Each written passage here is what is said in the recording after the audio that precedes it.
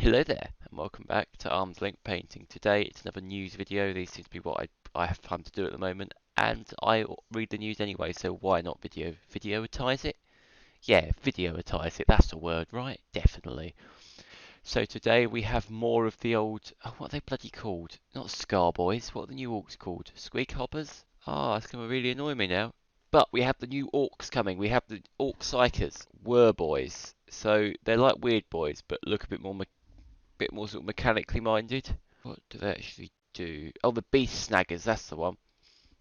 I don't like these, to be honest. I prefer the old weird boys with all the chains and are they grots on the end of the chains? They just look like they've gone completely mad. He looks too much like he's actually trying to summon something. I mean, he's not terrible, but I prefer the old weird boys model a lot. And for the beast snaggers, he's too mechanical. Like he's got this mechanical leg and this like mechanical, what would that be replacing? His stomach, I guess?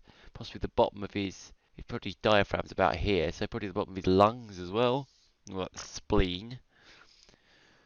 I don't really care what powers they get because I haven't played Warhammer for about 4 years. But if you do, they get to go squiggly curse, makes things go all squiggly, and the Eyes of Mork, which just appears to be a decent weapon, short range but decent. Right, let's whack round some quick fire miniature stuff. If anyone's interested in Flames of War, we have some new Hungarian forces. Now, I know they are German Panzer IVs, but they were probably bought by the Hungarians or made by them. If you don't know what Flames of War is, it's a 15mm World War II miniatures game. And next up, Footshaw releasing new Persian Chariot for Mortal Gods, which is essentially a miniature game set in the ancient world. Here is the Persian Chariot. It looks pretty nice, actually. It's an interesting time period. Maybe worth picking up if you're interested. New Samurai Warband for Grey's for Now Test of Honor. I love the Samurai. I love the Sengoku Jidai period. 28mm historical skirmish game. That's got me interested already. Nice looking models. Let's move on to some tabletop wargaming now, shall we? Scarface 1920, a competitive mafia game set in the Roaring Twenties, blending worker placement, area control, and deck building mechanics. Now they all sound good. It looks like quite a nicely produced game. The idea is that you're trying to become Al Capone before he was established, so you're distributing booze in Prohibition. You need to get a lot of bits in this game. It sounds quite interesting. How much is it?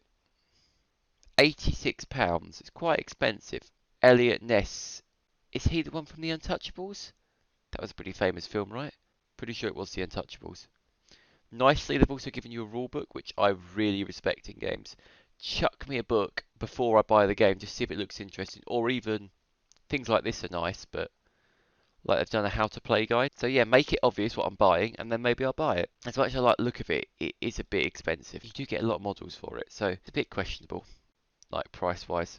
Got, no, that doesn't look like it's loaded very well, does it? Potion Panic, what's happened to you? There we go. Potion Panic, potion brewing or concoction crafting for the chaotically inclined. It's not actually been funded particularly strong this game. I quite like the looks of it. It's a pretty simple game by the looks of it. How expensive is it? 15 quid for it to be sent to you if it's only a card game. That's not bad. It reminds me a little bit of one of those party games. Think of Munch King, think of Valor Llamas, think of Exploding Kitten. Quite a simple game, about 4 players. Easy to, looks like a decent little game, nice and easy to play. Then we also have Oath, which I've just seen the Shut Up Sit Down board game review of it, and it looks like an absolutely fantastic game. I really like the look of it. Essentially, you're trying to control the board. I believe if you're the what is called the Chancellor. If not, if you're the other players, you're trying to either you can become a citizen and win with the Chancellor, but fulfill a special objective and you win. You can fulfill certain special objectives to win. Just take over the world. That works as well. Compared to Root, I've never played Root. That's meant to be a good game as well. Oh, they did print and play. Oh, lovely. The other thing is the fact that Oath remembers. So basically, from what I understand, whoever wins, then essentially the ball gets reshuffled, so their territories become the core of their new empire, and then you shuffle more territories onto the board, and then you fight over that again. It looks very quick and easy to set up as well. It's a lovely looking board game.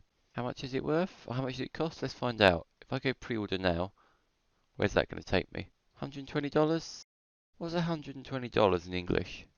Do they produce it? Oh, they produce Root. That's why they compared it to that, and also why the art style looks similar on the box. There's something similar about the colours. I don't know why. They're not really the same, but so you put them side by side and go, these are made by the same people. You go, yes, they are. Oh, it will actually literally translate to English for me. 87 quid plus shipping, which is probably going to be about a tenner, right? It's about 100 quid. That's roughly what you pay for a decent board game these days. But yeah, Oath sounds amazing as a board game. So it's probably worth having a look at least watch the Shut Up and Sit Down review. He loves it. And he loves loads of board games. He's a board game geek. Of course he does. Everyone loves board games. And finally, we have D&D news. Not D&D, RPG news. There is D&D news. Someone's made there's a free to download Forgotten Realms adventure, which literally you just click here and you get a PDF for it. What's not to like? It's only a short adventure. What's that? Session 2, 3, 4, 17 if you're playing with my group. But yeah, as it's free, I'm not going to complain. I mean, I might, but I can't complain too bitterly, can I? Call of Cthulhu's being remastered for its anniversary. These are so nostalgic. Like just the old style of like the not amazing art and just like the title just slapped across the top. It's so or at the bottom is so nostalgic to even though I never played Call of Cthulhu that old. They're reprinting. I might pick it up. I'm not the biggest fan of Lovecraft. I'm not the biggest fan of Call of Cthulhu. I've played it. I did quite like it, but the thing I don't like with it is the fact that nothing is ever explained, which is basically how Lovecraft works, isn't it?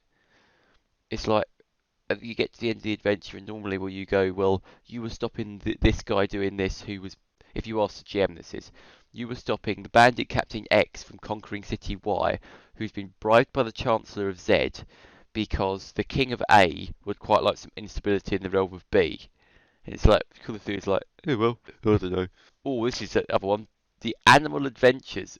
Now, I'm not interested necessarily in the adventures, but look, you can get a model of a llama.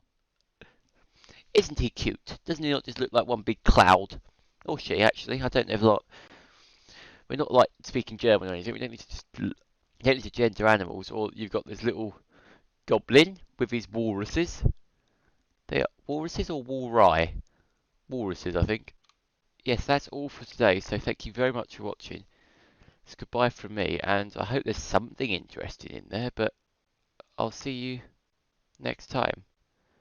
Bye.